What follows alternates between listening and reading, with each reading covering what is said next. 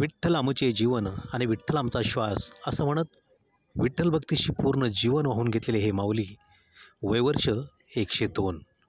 56वी वारी करत असताना जराही थकवा त्यांच्या चेहऱ्यावर आजही जाणवत नाही. म्हातारपणाची दुखणी, दृष्टी आदू, गुडघ्याची किरकिर तर अजिबात नाही आणि ही केवळ माऊलींचा कृपाप्रसाद असं त्यांचं म्हणणं. सकाळी काकडा आरती हरिपाठ आणि संध्याकाळी हरिपाठ केल्याशिवाय अन्नग्रहण करायचं नाही असा असणारा त्यांचा निग्रह.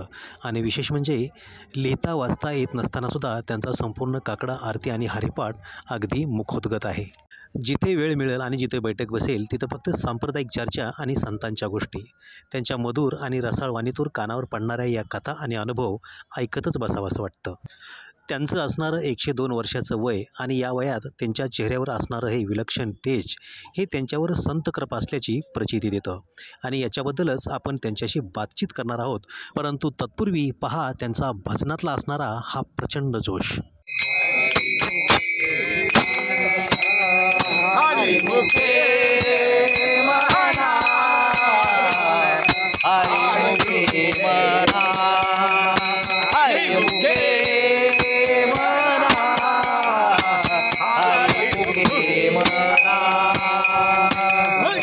रामकृष्ण हरी मंडळी. रामकृष्ण हरी.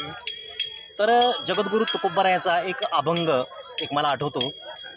हित व्हावे तरी दंबदुरी ठेवा. आणि नेमकं तसंच घडलं.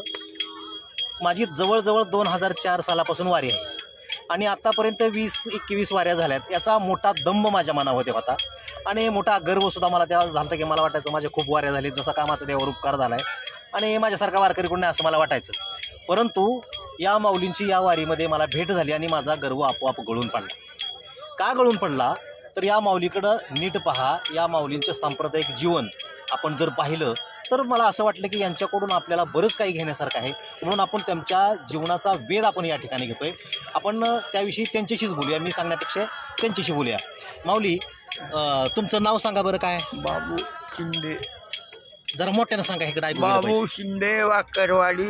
बाबू शिंदे, वाकरवाडी. आता हे तुमचं वय किती आहे? 2 वर्ष होते. आता 102 वर्ष होते चालवणं.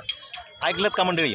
पुढच्या श्रावण महिन्यामध्ये या माऊलींचं वय होतं 102 वर्ष आणि माऊलींची ही वारी किती आहे हे तुम्ही त्यांच्याकडून ऐका. किती वारी आहे? 69 पासून चालू आहे. 69 सालापासून चालू वारी आहे. 69 सालापासून वारी सुरू म्हटलं तर आज आपण त्याचा हिशोब केला तर ही 56वी वारी त्यांची होते. मग माऊली मला सांगा, तुमची पहिली वारी कशी आणि केव्हा घडली? आमचे वडील 69ला वारले. जीव जाईना गेला म्हणजे माझी वारी चालवा म्हणून ती आम्ही हातावर घेतली आणि चालू केली. म्हणजे वडील आजारी असताना म्हणजे त्यांचा जीव जात नव्हता लवकर, मग तुम्हाला ते वचन देण्यासाठी थांबले असा त्याचा अर्थ होतो ना. म्हणजे तुम्ही त्यांच्या वारीची धुरा जशी खांद्यावर घेतली तसा त्यांचा जीव गेला. म्हणजे तेवढ्यात खरा वारकरी आणि हाडाचा वारकरी म्हणतात ते याला. त्यांची वारी तुमच्या खांद्यावर सोपवल्याशिवाय ते गेले नाहीत, त्यांनी देह सोडला नाही. तर मला सांगा, तुम्ही इतक्या दिवसापासून वारी करताय. आज तुमचं वय 102 वर्ष वय आहे. वय जसं वाढेल तसं माणसाची गात्र क्षीण होतात. कानाचा प्रॉब्लेम येतो, डोळ्याचा प्रॉब्लेम येतो, कमी दिसतं, कमी ऐकू येतं, चालण्यात पाय अडखळतात, तोल जातो इकडं तडं. मग ह्याच्यापैकी तुम्हाला वारीमध्ये कशाचा त्रास होत नाही का? काहीच नाही, अजिबात होत. शरीर अजूनही तुमचं चांगलं आहे? चांगलं आहे आणि मेंदू जागेवर आहे. हां, ही खूप मोठी गोष्ट आहे. आता आज आपण 60, 65, 70 वर्षाच्या वयस्कर माणसांना बघतो, भानातनं माणसं जातात किंवा त्यांच्या डोक्यामधला बॅलन्स राहत नाही, काहीही बडपडतात, काही कसं करतात. असं असताना 102व्या वर्षी तुमचं हे सगळं चांगलं आहे, काय म्हणायला हरकत नाही. आणि ही केवळ माऊलींची कृपा आहे. तर मला असं म्हणायचं आहे, आता वय वाढलं म्हणून तुम्हाला वारीला येण्यापासून घरची माणसं अडवत नाहीत का? नाही. म्हणजे आता तुम्ही वारीला जाऊ नका, कुठं तर पडाल, तोल जाईल, काय तर मोडल, फुटल, हात मोडल, पाय मोडल, असं काय म्हणत नाही? नाही, अजिबात कोणी काय म्हणत. मग याचा अर्थ असा आहे का घरच्या माणसाला तुमची काळजीच नाही, असं आहे का? काळजी आहे, पण ती काय म्हणते त्यांना सांभाळणार, त्यांच्याकडे सोपलं आपण वारी चोपली. म्हणजे पांडुरंगावर असणाऱ्या, माऊलीवर असणाऱ्या श्रद्धेवर तुमची जी श्रद्धा आहे त्या श्रद्धेवर त्यांचा सुद्धा विश्वास आहे. म्हणजे त्यांना सुद्धा माहिती आहे की पांडुरंग माऊली यांची कृपा ह्यांच्यावर आहे आणि यांना असं काहीही अघटित होणार नाही असा विश्वास त्यांना सुद्धा आहे. आहे. म्हणजे तुमचे जे संप्रदायाचे संस्कार आहेत पुन्हा सगळ्या महाराज लोक जेवढे आहेत तेवढेचे त्यांच्याकडे नंबर आहे. बर बर लेखाकडे. हो, साहजिकच आहे. तुम्ही 102 वर्ष एवढी वर्ष संप्रदायात घालवली, त्याच्यामुळं प्रत्येक सर्व महाराजांकडे किंवा सर्व संप्रदायाकडे तुमचे नंबर असणार आणि तुमचा चेहरा ह्या सर्वांच्या नजरेत आणि मनामध्ये बसलेला असणार, यात काय वाद नाही. मला सांगा, तुम्हाला मुलं किती आहेत? 2 मुलं 2 मुली. 2 मुलं 2 मुली. 2 मुली. पण तुम्हाला आता नातू आहेत की पंतू पण आहेत? पण तिचे लग्न झाले. तुमच्या पंतीची लग्न झाली? लग्न झाले. अरे वा.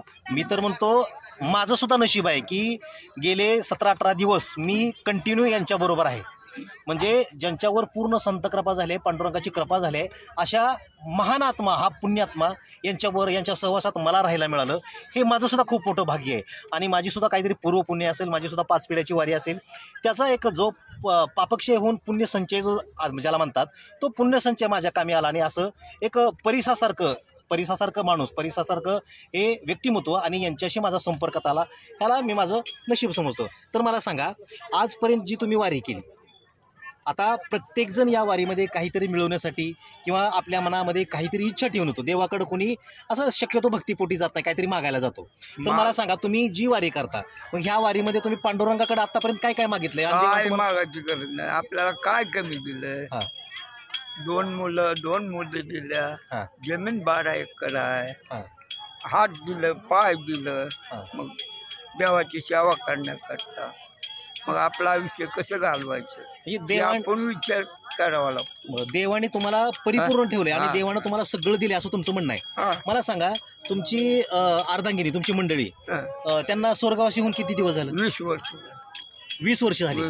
मग त्या वृद्धापकाळाने गेल्या, त्यांचं वय होऊन त्यांनी देह ठेवला किंवा त्यांचा मृत्यू त्यांचा वृद्धापकाळाने झाला. मग मला असं म्हणायचं आहे, तुम्ही माऊलीची एवढी सेवा करता, एवढी पांडुरंगाची सेवा करता, मग या माऊलीनी, पांडुरंगाने तुमच्या अर्धांगिनी नेऊन तुम्हाला असं एकटं का पाडलं? एकलं यायचं, एकलं जायचं, त्याचा अभंग आहे. खेळता या बाळपणा नाही केले तुझे ध्यान, तरणपणी केला हेवा नाही घडली तुझी सेवा, म्हातारपणी पडलो गोरी नाही आठवाला हारी, तुका म्हणे आयसा मुडा जन्माला येऊन झाला येडा, काय येऊन ते जन्माला उठते काय. म्हणजे नामावी नमुक जशी सर्पाचे बिळ म्हणल्यासारखं झालं. किंवा नव्हे काळ सर्प आहे, वाचा नव्हे लाल जळू त्याचे दिन, येतना भोगणे यमपूर, हरिवून कोणी नाही बा सोडवी, पट्टो बंदुकांता संपत्ती, अंत कोणी काली नाही बा संगत, साधूच्या संगती हारी जोडा. म्हणजे आजपर्यंत जे तुमच्या आयुष्यात घडामोडी झाल्या, आजपर्यंत तुमच्या आयुष्याचे जे घडलं, तुम्हाला मिळालं, तुमच्याकडून गमावलं असेल, त्यात तुम्ही आतापर्यंत समाधानी आहात का? समाधानी आहात? सगळं समाधान, काय तुमचं नाही. मग मला काय कुठं लागलेलं माहिती होत नाही. हो. आता अजून किती दिवस वाऱ्या करायच्या तुम्हाला? कुण्या दिवशी नेतो तो सांगता येत नाही, तोपर्यंत चालायचं. म्हणजे जोपर्यंत आपले हातपाय चालतात, जोपर्यंत आपल्या श्वासात श्वास आहे, तोपर्यंत वारी सोडणार नाही, असं या माऊलींचं ठाम मत आहे. तर तुम्हाला सांगतो, एक सासवडची घटना सांगतो, आता यांच्या बोलण्यातनं आठवली मला. तर एक पांडुरंगाशी एकरूप होणं, माऊलीशी एकरूप होणं काय असतं, याचं एक छोटंसं उदाहरण सांगतो तुम्हाला. सासवड मुक्कामी असताना काय झालं, तर या माऊलीने आंघोळ केली आणि आपली कपडे काढत असताना, त्या ट्रकमधून कपडे काढत असताना ट्रकचा पत्रा यांच्या अंगठ्याला लागला आणि चांगलं असं भरपूर त्यांचा अंगठा बऱ्यापैकी कापला गेला. त्याच्यातून मोठ्या प्रमाणात रक्तस्राव होऊ लागला आणि रक्तस्राव होत असताना सगळ्या शर्टला, कपड्याला सगळं लाल डाग पडले, जवळजवळ पूर्ण शर्ट माखून गेला, धोतर माखून गेलं. आणि एवढं असताना यांना त्याची साधी जाणीव झाली नाही. आणि यांचं असं म्हणणं होतं की ते आम्हाला सांगत आले की माझा गंध सांडला, माझ्या सर्वांगावर माझा गंध सांडला.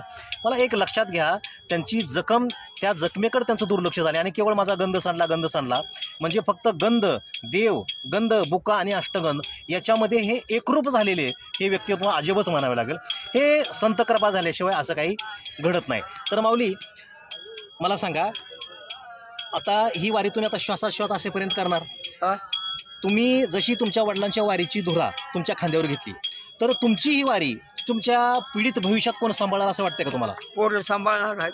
सांभाळणार का? तुम्ही असं बोललायत का त्यांना? बरोबर सांभाळते. म्हणजे आता वारीत येतात का ते? आता सुद्धा म्हणते, पण नाही, मी आहे तोपर्यंत तुम्हाला येऊ दे. म्हणजे तुम्ही जोपर्यंत हयात आहेत तोपर्यंत वारी तुम्हीच करणार आणि तुमच्या नंतर त्यांनी वारी कायम ठेवणार असं तुम्हाला विश्वास आहे. विश्वास आहे. बघा मंडळी, आपल्या वंशजावर किंवा आपल्या पिढीवर किंवा आपल्या संस्कारावर आपला विश्वास पाहिजे. तर मी काय म्हणतो, मला वाटतं की या माऊलींना जास्तीत जास्त आयुष्य लाभावं आणि नुसतं आयुष्य लाभू नये तर त्या आयुष्यामध्ये त्यांना वारी घडावी, संत कृपा त्यांच्यावर व्हावी, पांडुरंगाचं दर्शन त्यांना वेळोवेळी व्हावं, असं आयुष्य पाहिजे. याच्याशिवाय ते आयुष्य नसलेलं बरं असं मी त्यांना म्हणेन आणि त्यांना उदंड आयुष्याच्या शुभेच्छा देतो. रामकृष्ण हरी. रामकृष्ण.